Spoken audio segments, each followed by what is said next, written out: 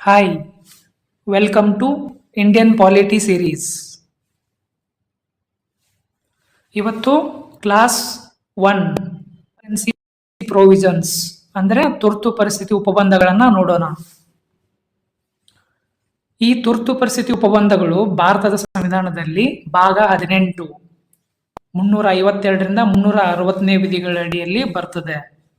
ಭಾರತದ ಭದ್ರತೆ, ಆಡಳಿತ ಅಥವಾ ಆರ್ಥಿಕ ಸ್ಥಿರತೆಗೆ ಅಪಾಯ ಉಂಟಾದಾಗ ಕೇಂದ್ರ ಸರ್ಕಾರಕ್ಕೆ ಕೆಲವೊಂದಿಷ್ಟು ವಿಶೇಷ ಅಧಿಕಾರಗಳನ್ನ ನೀಡಲು ಈ ತುರ್ತು ಪರಿಸ್ಥಿತಿ ವಿಧಿಗಳನ್ನ ನಮ್ಮ ಸಂವಿಧಾನ ನಿರ್ಮಾತೃರು ನೀಡಿದ್ದಾರೆ. ನಮ್ಮ ಭಾರತ ಸಂವಿಧಾನದಲ್ಲಿ ಒಟ್ಟು 3 ಬಗೆಯ ತುರ್ತು ಪರಿಸ್ಥಿತಿಗಳನ್ನ ನಾವು ಕಾಣಬಹುದು. ರಾಷ್ಟ್ರೀಯ ತುರ್ತು ಪರಿಸ್ಥಿತಿ, ನ್ಯಾಷನಲ್ ಎಮರ್ಜೆನ್ಸಿ, ರಾಷ್ಟ್ರಪತಿ ಆಡಳಿತ, ಪ್ರೆಸಿಡೆಂಟ್ ರೂಲ್ ಅಥವಾ ಇದಕ್ಕೆ ರಾಜ್ಯ ತುರ್ತು ಪರಿಸ್ಥಿತಿ ಅಂತಾನೂ ಕರಿಬಹುದು. 3ನೇದು ಹಣಕಾಸಿನ ತುರ್ತು ಪರಿಸ್ಥಿತಿ, ಫಿನಾನ್ಷಿಯಲ್ ಎಮರ್ಜೆನ್ಸಿ. ಈ 3 ತುರ್ತು ಪರಿಸ್ಥಿತಿಯನ್ನ ಒಂದೊಂದಾಗಿ ಡೀಟೇಲ್ ಆಗಿ ಸ್ಟಡಿ ಮಾಡೋಣ. ಫಸ್ಟ್ ಒನ್, ನ್ಯಾಷನಲ್ ಎಮರ್ಜೆನ್ಸಿ, ರಾಷ್ಟ್ರೀಯ ತುರ್ತು ಪರಿಸ್ಥಿತಿ. ಇದನ್ನ ಸಂವಿಧಾನದ 357ನೇ ವಿಧಿ ಅಡಿಯಲ್ಲಿ ಹೇರಲಾಗುತ್ತೆ. ಯಾವ ಬ್ಯಾಕ್ಗ್ರೌಂಡ್ಸ್ ಅಥವಾ ಯಾವ ಕಾರಣಗಳ ಅಡಿಯಲ್ಲಿ ಈ ರಾಷ್ಟ್ರೀಯ ತುರ್ತು ಪರಿಸ್ಥಿತಿಯನ್ನ ಹೇರಲಾಗುತ್ತೆ ಅಂದ್ರೆ, ಒಂದು ಯುದ್ಧ ಆಗಿರ್ಬೋದು, ಬಾಹ್ಯ ಆಕ್ರಮಣ ಆಗಿರ್ಬೋದು, ಅಥವಾ ಸಶಸ್ತ್ರ ಬಂಡಾಯ ಕೂಡ ಆಗಿರ್ಬೋದು. ಈ ಸಶಸ್ತ್ರ ಬಂಡಾಯದ ಜಾಗದಲ್ಲಿ ಮುಂಚೆ ಆಂತರಿಕ ಅಶಾಂತಿ ಎಂಬ ಪದವಿತ್ತು. ಇದನ್ನ ಸಂವಿಧಾನದ ವಿಧಿ 44ನೇ ತಿದ್ದುಪಡಿ ಕಾಯ್ದೆ 1978ರ ಮೂಲಕ ಇದನ್ನ ರೀಪ್ಲೇಸ್ ಮಾಡಲಾಗಿದೆ. ಆಂತರಿಕ ಶಾಂತಿ ಬದಲಾಗಿ ಸಶಸ್ತ್ರ ಬಂಡಾಯ ಎಂಬ ಪದವನ್ನ ಸೇರಿಸಲಾಗಿರುತ್ತದೆ.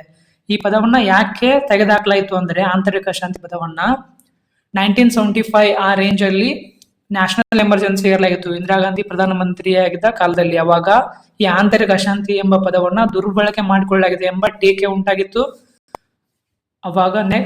ಹಾಗಾಗಿ ಇದನ್ನ ರೀಪ್ಲೇಸ್ ಮಾಡಲಾಗಿದೆ. ಆಂತರಿಕ ಅಶಾಂತಿ ಬದಲಾಗಿ ಸಶಸ್ತ್ರ ಬಂಡಾಯ ಪದವನ್ನ ಸೇರಿಸಲಾಗಿದೆ. ಈ ರಾಷ್ಟ್ರೀಯ ತುರ್ತು ಪರಿಸ್ಥಿತಿಯನ್ನ ಹೇಗೆ ಘೋಷಣೆ ಮಾಡಲಾಗುತ್ತೆ ಅಂದ್ರೆ, ರಾಷ್ಟ್ರಪತಿಗಳು ಕೇಂದ್ರ ಸಚಿವ ಸಂಪುಟದ ಲಿಖಿತ ಸಲಹೆ ಮೇರೆಗೆ ಇದನ್ನ ಘೋಷಣೆ ಮಾಡ್ತಾರೆ. ಘೋಷಣೆ ಆದ್ಮೇಲೆ 1 ತಿಂಗಳ ಒಳಗೆ ಸಂಸತ್ತಿನ ವಿಶೇಷ ಬಹುಮತದ ಮೂಲಕ ಅನುಮೋದನೆ ಪಡೆಯುವುದು ಕಡ್ಡಾಯವಾಗಿರುತ್ತೆ ಈ ರಾಷ್ಟ್ರೀಯ ತುರ್ತು ಪರಿಸ್ಥಿತಿಗೆ. ಇದರ ಅವಧಿ 1 ಬಾರಿ ಪ್ರೊಕ್ಲೈಮ್ ಆದ್ರೆ, 1 ಬಾರಿ ಘೋಷಣೆ ಆದ್ರೆ 6 ತಿಂಗಳ ಅವಧಿಯವರೆಗೆ ಇದು ಚಾಲ್ತಿಯಲ್ಲಿರುತ್ತೆ. ಸಂಸತ್ತಿನ ವಿಶೇಷ ಬಹುಮತದ ಮೂಲಕ 1 ಬಾರಿಗೆ 6 ತಿಂಗಳಂತೆ ಎಷ್ಟು ಬಾರಿ ಆದರೂ ಕೂಡ ಇದನ್ನ ವಿಸ್ತರಣೆ ಮಾಡಬಹುದಾಗಿರುತ್ತೆ. ಈ ರಾಷ್ಟ್ರೀಯ ತುರ್ತು ಪರಿಸ್ಥಿತಿಯನ್ನು ಹೇರಿದ ಮೇಲೆ ಏನೇನು ಇಂಪ್ಯಾಕ್ಟ್ಸ್ ಆಗುತ್ತೆ, ಏನೇನು ಪ್ರಭಾವ ಆಗುತ್ತೆ ಅನ್ನೋದಾದ್ರೆ, ಕೇಂದ್ರ ಸರ್ಕಾರಕ್ಕೆ ಹೆಚ್ಚಿನ ಅಧಿಕಾರ ಸಿಗುತ್ತೆ. ಮತ್ತೆ ರಾಜ್ಯಗಳು ತಮ್ಮ ಸ್ವಾಯತ್ತತೆಯನ್ನ ಕಳೆದುಕೊಳ್ತವೆ ಅಥವಾ ರಾಜ್ಯಗಳ ಸ್ವಾಯತ್ತತೆ ಕಡಿಮೆ ಆಗ್ತದೆ. ಸಂವಿಧಾನದ ವಿಧಿ 19ರ ಅಡಿಯಲ್ಲಿ ನೀಡಲಾಗಿರುವ ಮೂಲಭೂತ ಹಕ್ಕುಗಳು ಏನಿರ್ತವೆ ಅವು ಆಟೋಮೆಟಿಕ್ ಆಗಿ ಸ್ವಯಂಚಾಲಿತವಾಗಿ ಸ್ಥಗಿತಗೊಳ್ತವೆ. 19ನೇ ವಿಧಿ ಎಲ್ಲಾ ಭಾರತೀಯ ಪ್ರಜೆಗಳಿಗೆ 6 ಮೂಲಭೂತ ಹಕ್ಕುಗಳನ್ನ ನೀಡುತ್ತೆ ಅಲ್ವಾ. ವಾಕ್ ಮತ್ತು ಅಭಿವ್ಯಕ್ತಿ ಸ್ವಾತಂತ್ರ್ಯ ಆಗಿರ್ಬಹುದು,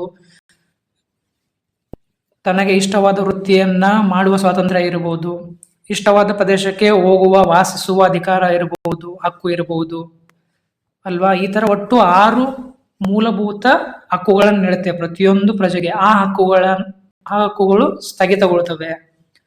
ಮತ್ತೆ 20 ಮತ್ತು 21ನೇ ವಿಧಿಗಳು ಏನ್ ನೀಡುತ್ತವೆ ಮೂಲಭೂತ ಹಕ್ಕುಗಳು ಪ್ರತಿಯೊಂದು ಪ್ರಜೆಗಳಿಗೆ, ಆ ಮೂಲಭೂತ ಹಕ್ಕುಗಳನ್ನ ಹೊರತುಪಡಿಸಿ ಇತರೆ ಏನು ಮೂಲಭೂತ ಹಕ್ಕುಗಳು ಇದೆಯಲ್ಲ ಅದನ್ನ ರಾಷ್ಟ್ರಪತಿಗಳು 359ನೇ ವಿಧಿಡಿಯಲ್ಲಿ ನಿರ್ಬಂಧ ಹೇರಬಹುದು ಅವುಗಳ ಮೇಲೆ. ಇನ್ನು ಸಂಸತ್ತಿಗೆ ರಾಜ್ಯ ಪಟ್ಟಿ ವಿಷಯಗಳ ಮೇಲೆ ಕಾನೂನು ಮಾಡುವ ಅಧಿಕಾರ ಸಿಗ್ತದೆ ಈ ರಾಷ್ಟ್ರೀಯ ತುರ್ತು ಪರಿಸ್ಥಿತಿ ಉಂಟಾದಾಗ.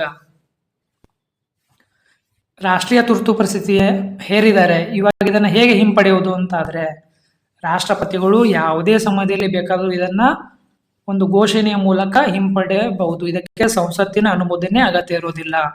ಆದ್ರೆ ಇನ್ ಕೇಸ್ ಲೋಕಸಭೆಯು ಸರಳ ಬಹುಮತದ ಮೂಲಕ ಒಂದು ನಿರ್ಣಯವನ್ನು ಅಂಗೀಕರಿಸಿದ್ದಲ್ಲಿ, ಈ ರಾಷ್ಟ್ರೀಯ ತುರ್ತು ಪರಿಸ್ಥಿತಿಯನ್ನ ಹಿಂಪಡೆದುಕೊಳ್ಬೇಕು ನಾವು ಅಂತ ಒಂದು ಸರಳ ಬಹುಮತದ ಮೂಲಕ ಲೋಕಸಭೆ ನಿರ್ಣಯವನ್ನು ಅಂಗೀಕರಿಸಿದ್ದಲ್ಲಿ ಅದು ರಾಷ್ಟ್ರಪತಿಗಳ ಮೇಲೆ ಬೈಂಡಿಂಗ್ ಇರುತ್ತೆ. ಅಂದ್ರೆ ಅವಾಗ ಅವರು ಕಡ್ಡಾಯವಾಗಿ ಆ ರಾಷ್ಟ್ರೀಯ ತುರ್ತು ಪರಿಸ್ಥಿತಿಯನ್ನ ರದ್ದು ಮಾಡಲೇಬೇಕಾಗತ್ತೆ. ಸೆಕೆಂಡ್ ಒನ್, ಪ್ರೆಸಿಡೆಂಟ್ ರೂಲ್, ರಾಷ್ಟ್ರಪತಿ ಆಡಳಿತ ಅಥವಾ ರಾಜ್ಯ ತುರ್ತು ಪರಿಸ್ಥಿತಿ ಅಂತಾನೂ ಕರಿಬಹುದು. ಇದನ್ನ ಸಂವಿಧಾನದ ವಿಧಿ 356ರ ಅಡಿಯಲ್ಲಿ ಹೇರಲಾಗತ್ತೆ. ಕಾರಣ ಏನಂದ್ರೆ ಯಾವುದೇ ರಾಜ್ಯದಲ್ಲಿ ಸಂವಿಧಾನಾತ್ಮಕ ಯಂತ್ರ ಕುಸಿದು ಬಿದ್ದಾಗ ರಾಷ್ಟ್ರಪತಿ ಆಡಳಿತಕ್ಕೆ ಒಳಗಾಗುತ್ತೆ ಆ ರಾಜ್ಯ. ಇದರ ಅವಧಿ ಪ್ರಾರಂಭಿಕವಾಗಿ 6 ತಿಂಗಳಿರುತ್ತೆ, ಗರಿಷ್ಠ 3 ವರ್ಷಗಳವರೆಗೆ ವಿಸ್ತರಣೆ ಮಾಡಬಹುದಾಗಿರುತ್ತೆ ಇದನ್ನ, ರಾಷ್ಟ್ರಪತಿ ಆಡಳಿತವನ್ನ. ರಾಷ್ಟ್ರಪತಿ ಆಡಳಿತ ಹೇರೋದ್ರಿಂದ ಉಂಟಾಗುವ ಇಂಪ್ಯಾಕ್ಟ್ಸ್ ಏನಂದ್ರೆ, ರಾಜ್ಯ ಸಚಿವ ಸಂಪುಟ ಸ್ಟೇಟ್ ಕೌನ್ಸಿಲ್ ಏನಿರುತ್ತೆ, ಮಿನಿಸ್ಟ್ರಿ ಆಫ್ ಕೌನ್ಸಿಲ್, ಅದು ವಜಾಗೊಳ್ಳುತ್ತೆ. ರಾಜ್ಯವನ್ನ ರಾಷ್ಟ್ರಪತಿಯ ಪರವಾಗಿ ರಾಜ್ಯಪಾಲರು ಆಡಳಿತ ಮಾಡ್ತಾರೆ. ಅಂದ್ರೆ ರಾಜ್ಯದ ಎಲ್ಲ ಕಾರ್ಯಾಂಗೀಯ ಅಧಿಕಾರ ರಾಜ್ಯಪಾಲರ ಕೈಗೆ ಹೋಗುತ್ತೆ. ವಿಧಾನಸಭೆಯನ್ನ ಅವರು ವಜಾ ಮಾಡಬಹುದು ಅಥವಾ ಸ್ಥಗಿತಗೊಳಿಸಬಹುದು. ರಾಜ್ಯದ ವಿಷಯಗಳಲ್ಲಿ ಸಂಸತ್ತಿಗೆ ಕಾನೂನು ಮಾಡುವ ಅಧಿಕಾರ ಹೋಗ್ತದೆ. ಇನ್ನ ಪ್ರೆಸಿಡೆಂಟ್ ರೂಲ್, ರಾಷ್ಟ್ರಪತಿ ಆಡಳಿತವನ್ನ ಹೇಗೆ ಹಿಂಪಡೆದುಕೊಳ್ಳುವುದು ಅಂದ್ರೆ, ಸಂಸತ್ತಿನ ಅನುಮೋದನೆ ಅಗತ್ಯವಿಲ್ಲದೆ ರಾಷ್ಟ್ರಪತಿಗಳು ಯಾವಾಗ ಬೇಕಾದರೂ ಕೂಡ ಒಂದು ನಿರ್ಣಯವನ್ನ ಅಂಗೀಕರಿಸುವ ಮೂಲಕ ಇದನ್ನ ರದ್ದು ಮಾಡಬಹುದಾಗಿರುತ್ತೆ. ಈ ರಾಷ್ಟ್ರಪತಿ ಆಡಳಿತಕ್ಕೆ ಕುರಿತಂತೆ ಎಸ್.ಆರ್. ಬೊಮ್ಮಾಯಿ ಪ್ರಕರಣ 1994 ಇದನ್ನ ತಿಳಿದುಕೊಳ್ಳುವುದು ಎಕ್ಸಾಮ್ ಪರ್ಸ್ಪೆಕ್ಟಿವ್ ಅಲ್ಲಿ ವೆರಿ ಇಂಪಾರ್ಟೆಂಟ್ ಆಗಿರುತ್ತೆ. ಈ ರಾಷ್ಟ್ರಪತಿ ಆಡಳಿತ 356ನೇ ವಿಧಿಯಡಿಯಲ್ಲಿ ಏನ್ ಹೇರಲಾಗುತ್ತೆ, ಅದರ ದುರ್ಬಳಕೆಗೆ ಕಡಿವಾಣ ಹಾಕಿದೆ ಇದು ಎಸ್.ಆರ್. ಬೊಮ್ಮಾಯಿ ಪ್ರಕರಣ. ಹಾಗೂ ಈ ರಾಷ್ಟ್ರಪತಿ ಆಡಳಿತದ ನಿರ್ಣಯವನ್ನ ನ್ಯಾಯಾಂಗ ಪರಿಶೀಲನೆ ವ್ಯಾಪ್ತಿಗೆ ಒಳಪಡಿಸುತ್ತಿದ್ದು. 356ನೇ ವಿಧಿಯ ಅಡಿಯಲ್ಲಿನ ರಾಷ್ಟ್ರಪತಿ ಆಡಳಿತದ ಘೋಷಣೆಯನ್ನ ಸಂಸತ್ತಿನ 2 ಸದನಗಳು 2 ತಿಂಗಳೊಳಗೆ ಅನುಮೋದನೆ ಮಾಡಿಸಬೇಕು ಅಂತ ಈ ಜಡ್ಜ್ಮೆಂಟ್ ಅಲ್ಲಿ ಹೇಳಲಾಗಿದೆ. ಅಂದ್ರೆ ರಾಷ್ಟ್ರಪತಿ ಆಡಳಿತವನ್ನು ಒಂದು ರಾಜ್ಯದ ಮೇಲೆ ಹೇರಲಾಗಿದೆ ಅಂದ್ಮೇಲೆ ಅದನ್ನ ಆ ಹೇರಿಕೆ ಏನಾಗಿದೆ 2 ತಿಂಗಳ ಒಳಗಾಗಿ ಸಂಸತ್ತಿನ 2 ಸದನಗಳು ಕೂಡ ಆ ಘೋಷಣೆಯನ್ನ ಅನುಮೋದಿಸಬೇಕಾಗತ್ತೆ. ಆ ಅನುಮೋದನೆ ದೊರೆಯುವವರೆಗೂ ಕೂಡ ರಾಜ್ಯಗಳು ಆ ರಾಜ್ಯದ ಶಾಸಕಾಂಗವನ್ನ ಮಾತ್ರ ಅಮಾನತುಗೊಳಿಸಬಹುದು, ಆದ್ರೆ ಅದನ್ನ ವಿಸರ್ಜಿಸಲು ಸಾಧ್ಯವಿಲ್ಲ. ಆ ಅನುಮೋದನೆ ಸಿಗುವವರೆಗೂ ಕೂಡ ರಾಷ್ಟ್ರಪತಿಗಳು ಸ್ಟೇಟ್ ಲೆಜಿಸ್ಲೇಚರ್ ಅನ್ನ ಸಸ್ಪೆಂಡ್ ಅಲ್ಲಿ ಇಡ್ತಾರೆ, ಆದ್ರೆ ಡಿಸಾಲ್ವ್ ಮಾಡ್ಲಿಕ್ಕೆ ಆಗೋದಿಲ್ಲ. ಇನ್ ಕೇಸ್ ಸಂಸತ್ತು 2 ತಿಂಗಳೊಳಗಾಗಿ ಅನುಮೋದನೆಯನ್ನ ಅಂಗೀಕರಿಸದೇ ಇದ್ದರೆ ಈ ರಾಷ್ಟ್ರಪತಿ ಆಡಳಿತ ಘೋಷಣೆ ಆಟೋಮೆಟಿಕ್ ಆಗಿ ರದ್ದಾಗುತ್ತೆ ಮತ್ತು ವಜಾಗೊಳಿಸಿದ ಸರ್ಕಾರ ಆಟೋಮೆಟಿಕ್ ಆಗಿ ಸ್ವಯಂಚಾಲಿತವಾಗಿ ಪುನರ್ಸ್ಥಾಪಿತಗೊಳ್ಳುತ್ತೆ. ವೆರಿ ಇಂಪಾರ್ಟೆಂಟ್ ಕೇಸ್ ಆಗಿರುತ್ತೆ ಇದು. Next third one, financial emergency, ಹಣಕಾಸಿನ ತುರ್ತು ಪರಿಸ್ಥಿತಿ. ಇದನ್ನ ಸಂವಿಧಾನದ ವಿಧಿ 360ರ ಅಡಿಯಲ್ಲಿ ಘೋಷಣೆ ಮಾಡಲಾಗುತ್ತೆ. ಯಾವ ಕಾರಣದ ಮೇಲೆ ಅಂದ್ರೆ, ಭಾರತದ ಅಥವಾ ಅದರ ಯಾವುದೇ ಭಾಗದ ಹಣಕಾಸು ಸ್ಥಿರತೆಗೆ ಅಪಾಯ ಉಂಟಾದಾಗ, ಫಿನಾನ್ಷಿಯಲ್ ಸ್ಟೆಬಿಲಿಟಿಗೆ ಅಪಾಯ ಉಂಟಾದಾಗ ಈ ಹಣಕಾಸು ತುರ್ತು ಪರಿಸ್ಥಿತಿಯನ್ನ ಹೇರಲಾಗುತ್ತೆ.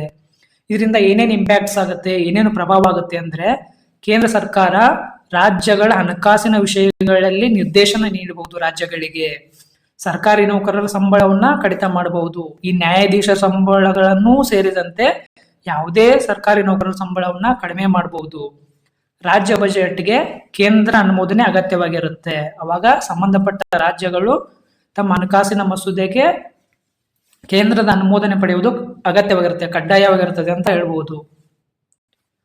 ಇದನ್ನ ಹೇಗೆ ಘೋಷಣೆ ಮಾಡಲಾಗುತ್ತೆ ಅಂದ್ರೆ, ಅಥವಾ ಯಾರು ಘೋಷಣೆ ಮಾಡ್ತಾರೆ ಅನ್ನೋದಾದ್ರೆ, ಭಾರತದ ಅಥವಾ ಅದರ ಯಾವುದೇ ಭಾಗದ ಆರ್ಥಿಕ ಸ್ಥಿರತೆಗೆ, ಫಿನಾನ್ಷಿಯಲ್ ಸ್ಟೆಬಿಲಿಟಿಗೆ ಅಪಾಯವಾಗಿದೆ ಎಂದು ರಾಷ್ಟ್ರಪತಿಗಳು ಭಾವಿಸಿದ್ದಲ್ಲಿ ಆರ್ಥಿಕ ತುರ್ತು ಪರಿಸ್ಥಿತಿಯನ್ನ ಘೋಷಣೆ ಮಾಡ್ತಾರೆ.